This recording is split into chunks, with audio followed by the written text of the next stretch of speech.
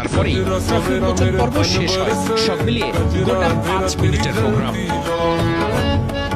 ট্রফিটার রংটাও দারুণ, এক পাশে সবুজ আর এক পাশে লাল, জাতীয় পতাকার আদলে তৈরি এই ট্রফিটা নিশ্চয়ই বাংলাদেশ নিজেদের মাটিতে রেখে দিতে চাইবে। ট্রফিটা উন্মোচিত হবার সাথে সাথে যেন এই সিরিজের দামামা বেজে গেছে। মিরপুর শেরেবাংলা জাতীয় ক্রিকেট স্টেডিয়ামে অনুষ্ঠিত হতে যাচ্ছে 3টি ম্যাচই ঢাকায়, তাই যেন ঈদের আগে বাড়তি ঈদের আভাস।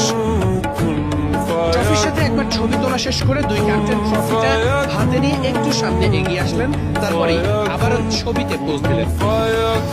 ট্রফি উন্মোচনের মঞ্চটা যেমন রঙিন, এই সিরিজটাও ঠিক ততটাই রঙিন।